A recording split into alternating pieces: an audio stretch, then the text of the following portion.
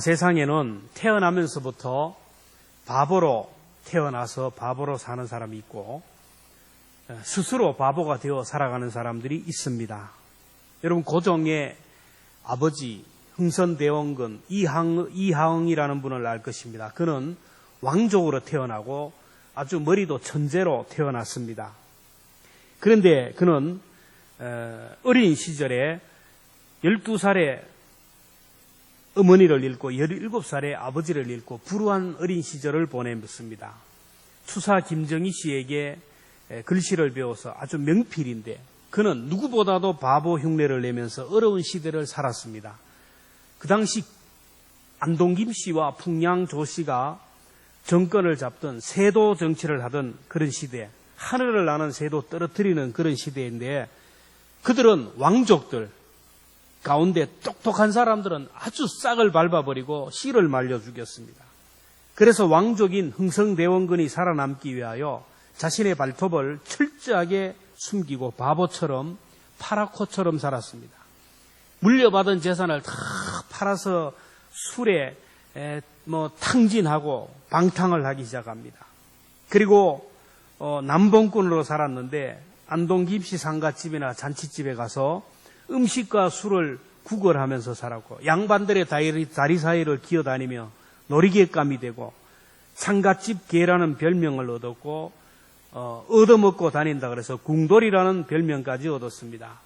이 흥성대원군은 스스로 바보가 되어서 어려운 시대를 잘 살아남았는데 결국에는 아들을 고종으로 만들고 수렴청정을 하면서 시퍼렇던 세도 정치 60년의 막을 내리고 아주 엄청난 복수의 칼을 휘둘렀던 것을 압니다.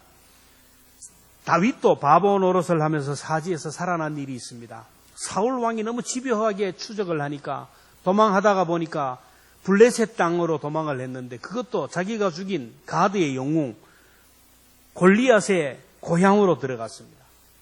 그래서 그곳에서 가드의 아기스에게 체포되어 갔는데 골리앗을 죽인 영웅이기 때문에 한눈에 알아보고 다윗은 체포되어서 결국 가드왕 아기스에게 잡혀갔습니다. 꼼짝없이 죽게 되었는데 다윗은 거기에서 바보의 흉내를 내었습니다. 성경을 보면 대문에다가 이상한 알아듣지도 못한 이상한 낚시를 걸쩍거리며 대문을 쿵쿵 두드리기 시작하고 자기 긴 머리를 풀어 헤쳐가지고 거기에다가 막 눈물 콧물을 막 흘렸습니다.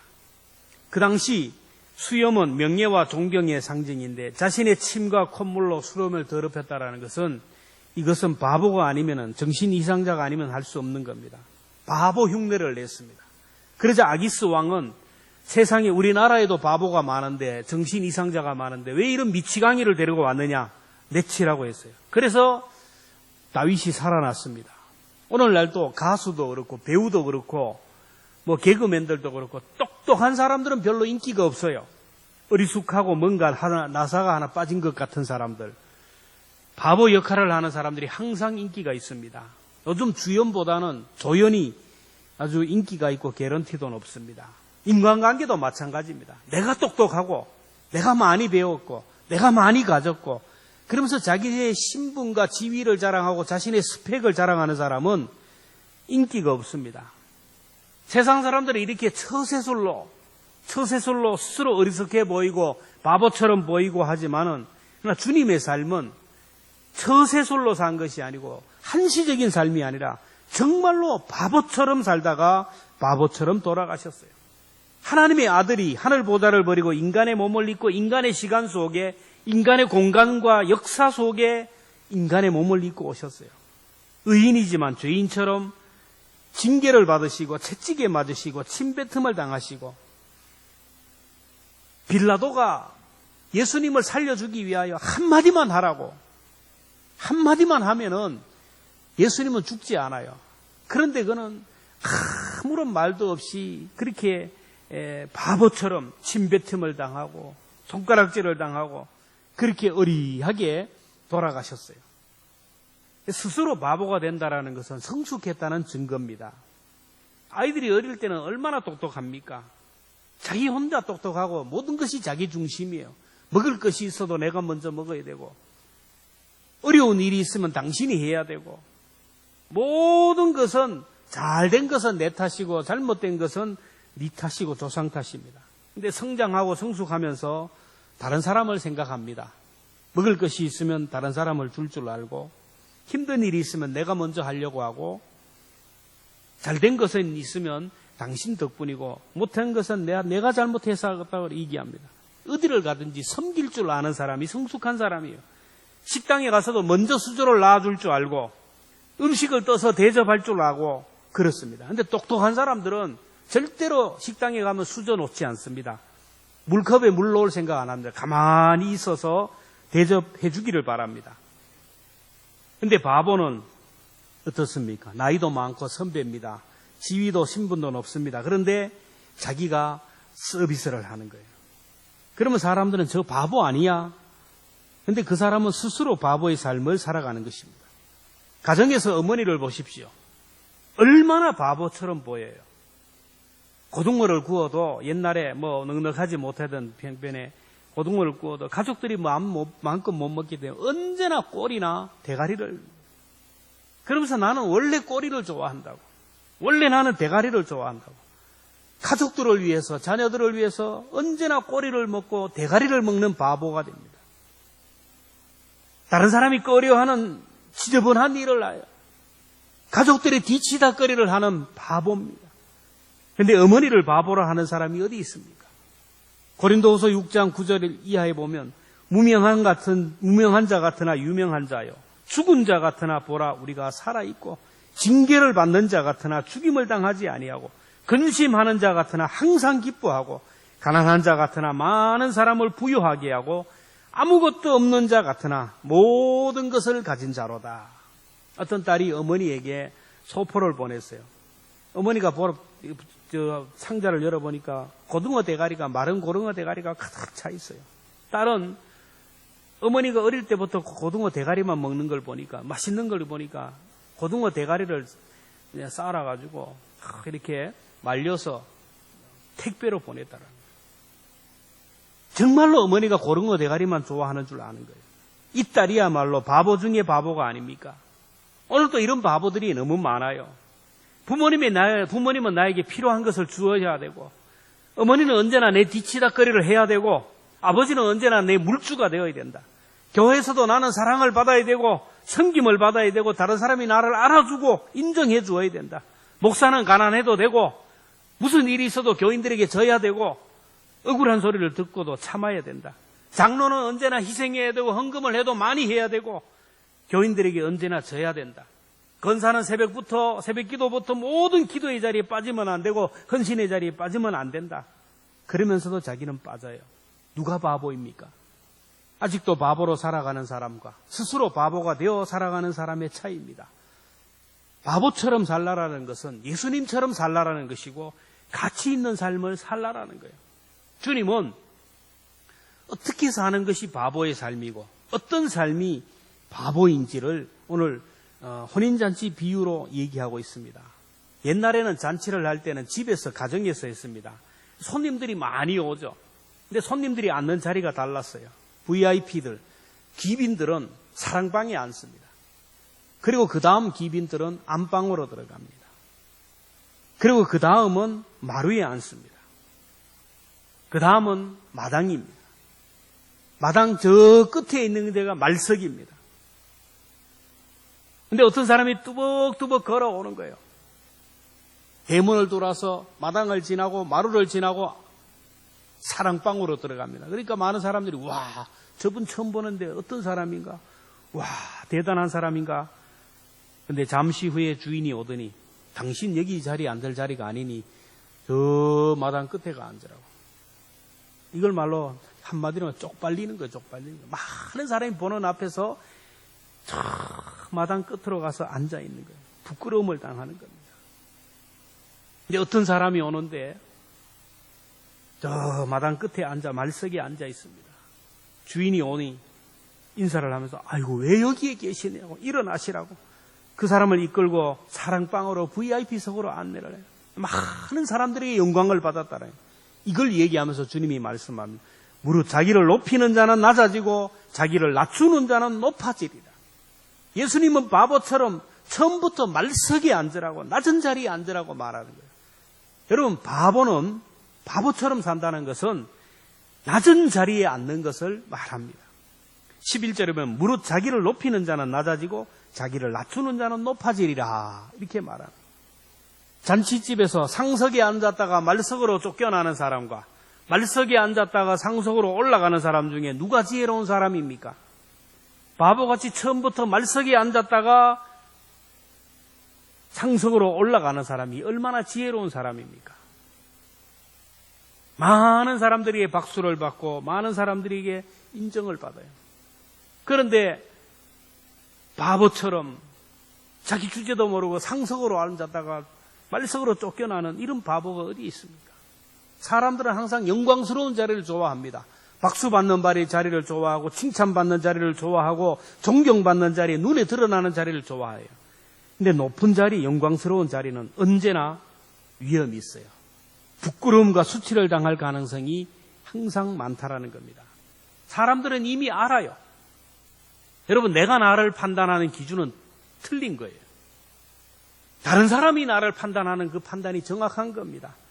다른 사람이 나를 이미 알아요. 내 주가를 압니다. 그 사람의 위치, 그 사람이 앉아야 할 자리가 어디인지를 다 알고 있는데 내가 그것보다 더 높은 자리에 올라가면 아닌데, 그러면서 사람들은 바보 아이가 그렇게 얘기합니다. 근데 다른 사람이 생각하는 자리보다 내가 더 낮은 자리에 앉아버리면 사람들은 다시 봅니다. 정말 사람이 겸손한 사람이네. 그런 거예요. 낮아질수록 내 주가가 올라간다는 걸 몰라요. 그래서 우리는 언제나 낮은 자리에 앉아야 되고 겸손한 자리에 앉아야 됩니다. 낮은 자리에 앉으면 나보다 못한 사람이 없고요. 모두가 나보다 나은 사람이에요. 빌립보서 2장 3절에 보면 무릇 아무 일이든지 다툼이나 허영으로 하지 말고 오직 겸손한 마음으로 각각 자기보다 남을 낮게 여기고, 나보다 남을 낮게 여기라 그러는데 오늘날 많은 사람들은 나보다 남을 낮게 여겨요. 왜 그렇습니까? 허영 때문에, 교만 때문에 그래요. 나보다 남을 좋게 여기고 귀하게 여기고 남을 존중해야 되는데 나보다 남을 자꾸 낮게 여깁니다. 우습게 생각하고 아주 하찮게 생각하는 거예요. 그래서 내 생각이 옳고 내 방법이 옳고 내 뜻이 옳고 모든 것이 자기가 낫다라고 생각하는 사람을 성경은 교만한 사람이라는 거예요. 그래서 우리는 말에나 언제나 있어서 모든 면에 있어서 말석에 앉는 사람이 돼요. 말이, 우리 언어가 항상 말석에 앉아야 되고 다른 사람을 존중하는 자리에 세워야 됩니다. 보면 말에 있어서 언제나 상석에 앉는 사람들이 있어요. 자기가 말이 맞대요. 모든 말을 보면 자기 혼자 말을 해요. 어디 가도 내 말이 옳고 내 생각이 옳고 내 뜻이 옳고 모든 것을 내 마음대로 하려는 사람은 상석에 앉는 사람이에요. 다른 사람에 대하여 좋지 않게 얘기하고 비방하고 판단하고 정죄하는 것은 지금 내가 상석에 앉는 증거입니다. 나보다 남을 낮게 여기는 사람을 향하여 주님이 말씀합니다. 너보다 저 사람이 옳아. 너보다 저 사람이 많이 배웠고 너보다 저 사람이 더 똑똑하고 너보다 나은 사람이야. 나를 바보 취급하는 거예요. 그리고 사람들도 보면 안면이 있어서 말을 안 해서 그렇지, 앞에서 말을 안 해서 그렇지 속으로 참 바보다. 말 속으로 해요. 우리가 사람들이 내 앞에서 웃고 내 앞에서 얘기하는 거 그게 진실이 아닙니다. 정말로 그 사람 속에서 나를 어떤 위치로 보느냐, 그 사람 속에서 나를 정말로 VIP의 사람으로, 손님으로 보느냐, 아니면 참 말제 밑에 사람으로 보느냐가 중요해요. 그래서 잠언 11장 2절에 보면 교만이 오면 욕도 오거니와 겸손한 자에게는 지혜가 있느니라. 그래서 우리는 다른 사람의 의식 속에, 생각 속에 내가 지금 말속으로 자꾸 밀려나지 않는지를 한번 생각해 봐야 돼요. 그래서 언제나 나보다 남을 낮게 여기는 말을 해야 돼요. 인사하는 것도 보통 보면 상석에 앉는 사람이 있어요. 이런 사람은 절대로 먼저 인사하는 법이 없어요. 인사를 다른 사람이 해야 받아요. 인사를 해도 얘가 뭡니까 인사가? 그건 아니에요. 정중하게 인사를 받아야 돼요. 주님은 먼저 말석의 자리에 앉아서 종처럼 인사하라는 거예요. 교회에서 제일 먼저 누가 인사합니까? 여러분 교회 오면 누가 먼저 인사를 합니까? 먼저 인사하고 먼저 섬기는 사람이 주님처럼 종으로 사는 사람이에요. 근데 우리는 근본적으로 내 속에서 자꾸 인정받으려고 하는 사람. 자꾸 내 속에서 누가 나를 알아주기를 바라고. 자꾸 내 속에서 네가 최고다. 네가 갑이다. 네가 칭찬받고 네가 인정받고자 하는 이 강한 욕구가 계속 내게서 올라와요. 사탄은 자꾸 그럽니다. 네가 최고잖아. 네가 슈퍼스타가 아니냐. 네가 갑이 아니냐. 네가 최고다 그러면 성전 꼭대기로 자꾸 올라가요. 자꾸 높은 곳으로 올라갑니다. 직분도 높은 자리에 올라가고 사람들이 알아주는 자리에도 올라가고 그래서 너의 실력을 보여줘봐. 너의 능력을 보여줘봐. 하나님이 너와 함께 하시지 않느냐. 그러기 위해서 하나님이 너에게 직분을 주신 거야. 그러기 위해서 하나님이 다른 사람이 보지 못하는 눈을 주어서 그것을 보게 하신 거야. 하나님이 너와 함께 하니까 한번 뛰어내려 봐봐. 많은 사람들이 너를 따르지 않느냐. 특별한 은사를 주시지 않았느냐. 그래서 뛰어내리다가 망한 사람, 죽은 사람이 한둘이가 아니에요. 잠언 18장 12절에 보면 사람의 마음의 교만은 멸망의 선봉이요 겸손은 존귀의 앞장이라. 물은 항상 낮은 곳으로 임하듯이 하나님의 은혜도 항상 낮은 자리에 겸손한 사람에게 임해요. 잠언 29장 23절에 보면 사람이 교만하면 낮아지겠고 마음이 겸손하면 영예를 얻으리라. 주님은 바보처럼 자꾸 낮은 자리에 앉으라는 거예요. 그걸 더 적극적으로 바보의 삶이 어떤 삶인지를 보여줍니다. 낮은 곳에 있는 사람들과 함께하라. 바보처럼 산다는 것은 낮은 사람들을 섬기라는 거예요. 13절을 보십시오. 잔치를 베풀거든 차라리 가난한 자들과 몸 불편한 자들과 저는 자들과 맹인들을 청하라. 이런 바보가 어디 있어요? 사람은 아무하고나 식사를 같이 하지 않아요. 아무하고나 교제하지 않습니다. 옛날에는 저마다의 신분과 계급이 있어서 신분에 따라서 식사를 합니다. 왕과 신하가 한 상에 앉을 수가 없어요. 부자와 나사로가 같은 상에 앉을 수가 없습니다. 지금도 유유상종이라고 비슷한 사람끼리 어울리고 급이 같은 사람끼리 어울려요.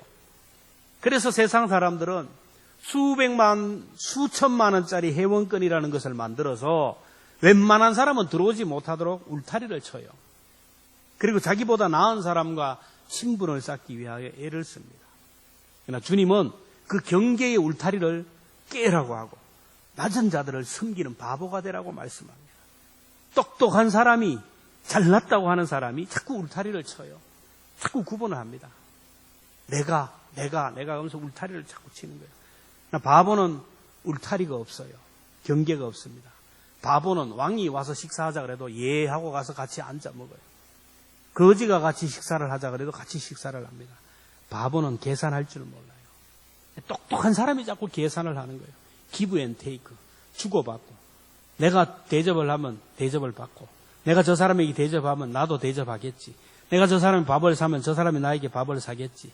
내가 저 사람에게 선물도 하고 저 사람을 챙겨주고 좋게 하면 저 사람이 나에게 유익이 되겠지. 계산을 두드리는 거예요.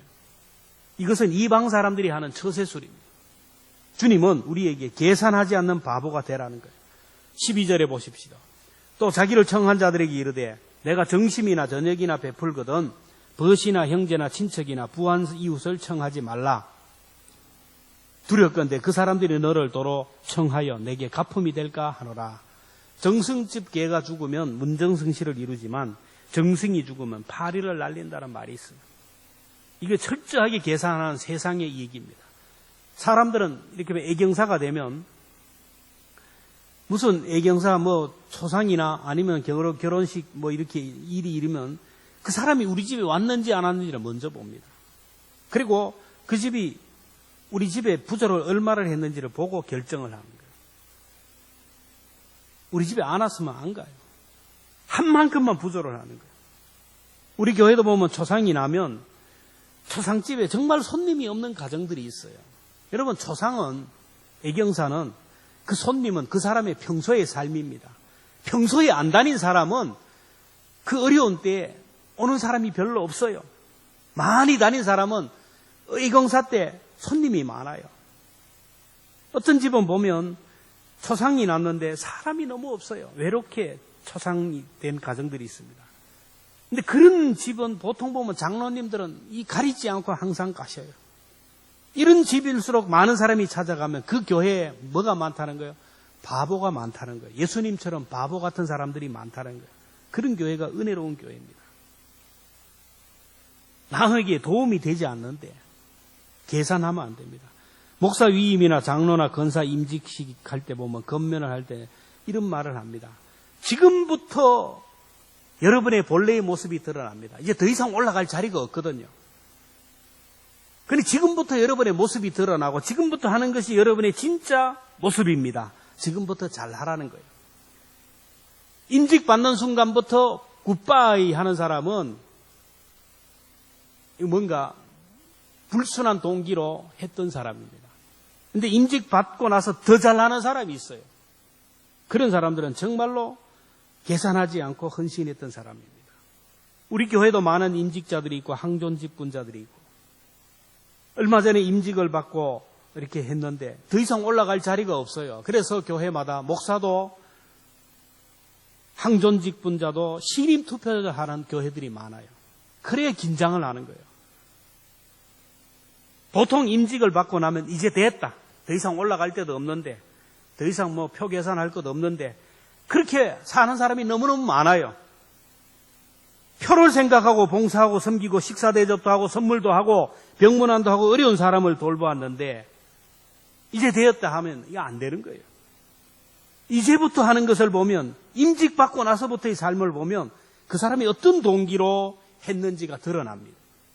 뭔가 계산을 하고 했던 사람은 임직받는 순간부터 그리고 시간이 좀 지나면 땡 하는 거예요. 계산하지 않았던 사람들은 앞으로도 꾸준히 변함없이 한결같은 마음으로 예수님처럼 계산 없이 살아갈 겁니다.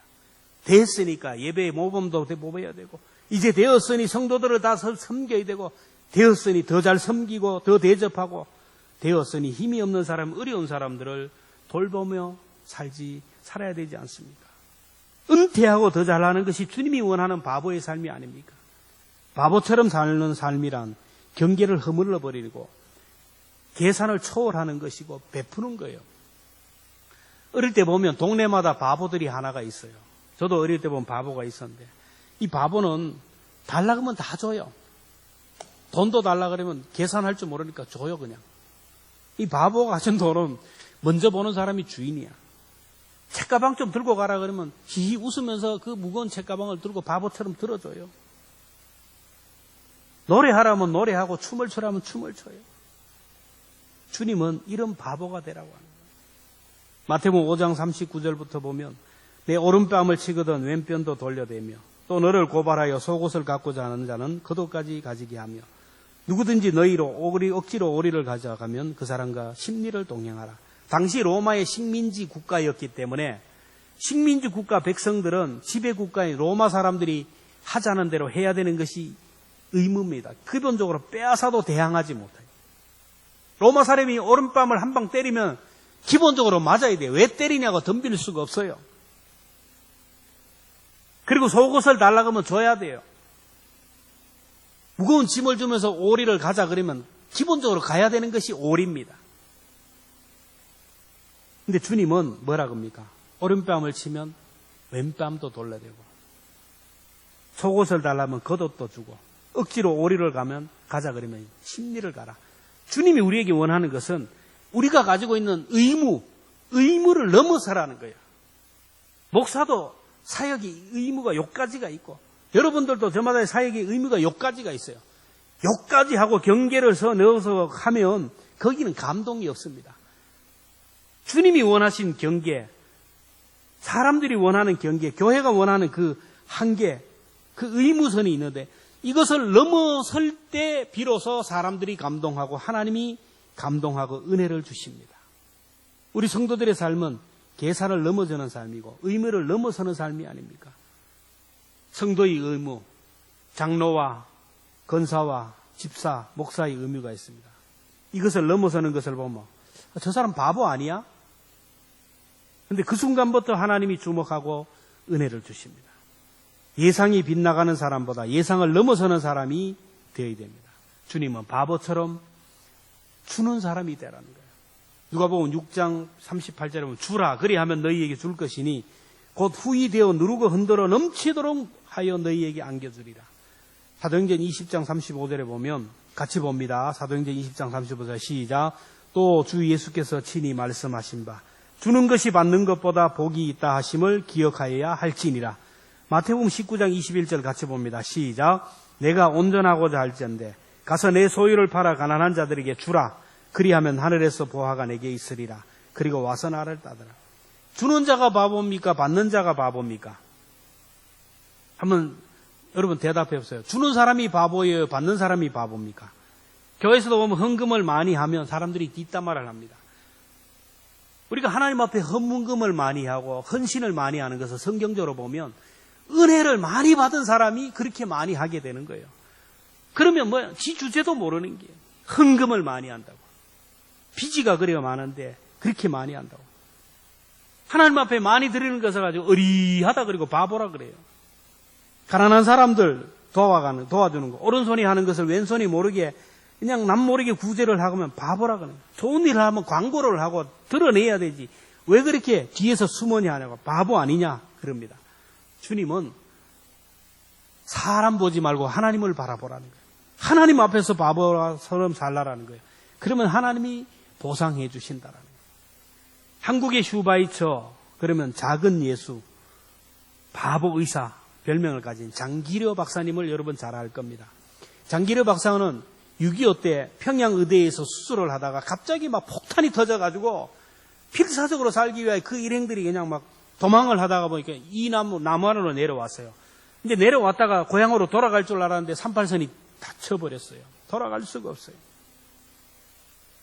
그래서 일생 빛바랜 아내의 사진을 가슴에 품고 살았습니다.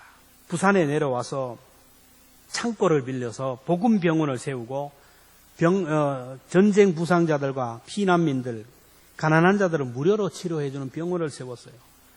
사람들이 재혼을 하라고 그렇게 권유했지만 나는 한 여인만 사랑하기로 했습니다. 일생 혼자 살았어요. 부산에서 복음병원을 설립하고 40년 동안 일했지만 서민 아파트 한 채가 없었고 땅에 묻힐 땅 한 평이 없었어요. 월급은 언제나 가난한 사람들, 병원비 없는 사람들을 위해 쓰여졌고 병원에서 늘 갑을 해서 살았어요. 한 번은 환자가 왔는데 환자에게 처방전을 써주는데 약국에서 보니까 처방전에 닭 2마리 써있어요. 이게 뭔 일이냐 그러니까 영양실조에 걸린 사람이에요. 이 사람은 지금 병원 올 사람이 아니에요. 잘 먹어야 돼요. 닭 2마리 값을 주세요. 돈은요, 내 돈에서 주세요. 병원 원장이 자꾸 이렇게 하니까 운영이 너무 어려워져요. 원장 직권으로 가난 사람을 돕지 못하게 되자 이제 난처하게 됐어요. 한 번은 병원비가 없어서 찾아와서 간청을 합니다. 병원비가 없는데 어떻게 하냐. 그러니까 이 원장님이 도망가면 되지 않냐고. 돈 없으면 도망가면 되지 않냐고. 오늘 밤에 내가 뒷문 열어놓을 테니까 튀라고 도망하라고. 원장이 병원비가 없는 사람 뒷문 열어놓고 도망하라는 사람이었어요. 이런 바보가 어디 있습니까? 이렇게 바보처럼 살았는데 그분의 이름이 사람들의 가슴에 새겨져서 한국의 슈바이처, 작은 예수, 바보 의사라는 소리를 듣지 않아요. 얼마나 영향력을 끼치는지 몰라요. 한 번은 사람들이 얘기합니다. 당신 정말 바보 같습니다. 이렇게 얘기하자 바보 소리를 들으면 그 인생은 성공한 사람입니다. 여러분 우리가 세상 살면서 바보 소리 들으면 성공한 거예요. 목사도 바보 같아 그 소리를 들으면 성공한 것이고 우리 모두가 그래요. 우리가 세상에서 바보 소리 들으며 살면 하나님 앞에 섰을 때 칭찬받고 인정받고 상급을 받아요. 오늘 14절에 보면 그리하면 바보처럼 살면 그들이 갚을 것이 없으므로 내가 복이 되리니 이는 의인들의 부활 시에 내가 갚음을 받겠음이라 하시더라. 이 세상에서 바보처럼 살고 바보처럼 가장 약한 자들을 섬기며 살고 지극히 작은 자 한 사람을 섬기고 살면 주님을 섬기는 대접을 해주신다라는 거예요. 근데 세상에서 똑똑하게 살면 여러분 이 세상에서 너무 계산하고 빈틈없이 살고 손해 안 보고 똑똑하게 살면 하나님 앞에 가면 하나님이 이 바보 같은 바보 취급을 당해요. 근데 이 세상에서 바보 소리 듣고 바보처럼 살아가면 하나님 앞에 가면 하나님이 그 사람을 영접하시고 하나님의 이름으로 축복하신다라는 거예요. 우리는 세상에서 예수님처럼 바보 소리를 들으며 살아야 됩니다. 바보 역할을 잘하는 사람들을 보세요. 얼마나 인기가 있고 주가가 올라가는지, 몸값이 올라가요. 오늘 우리는 이 땅에서 바보 노릇하라고 보내주셨어요. 똑똑한 사람으로, 잘난 사람으로, 빈틈없는 사람으로 그렇게 살라고 보낸 게 아니에요. 예수님처럼 좀 어리하게, 어리숙하게 손해도 보고 희생도 하고 정말로 바보처럼, 예수님처럼 바보처럼 살라고 보내주셨어요. 똑똑한 사람이 교회에 많으면 교회가 피곤하고 시험이 들어요. 교회는 바보가 많으면 은혜롭고 바보가 많으면 평안해요.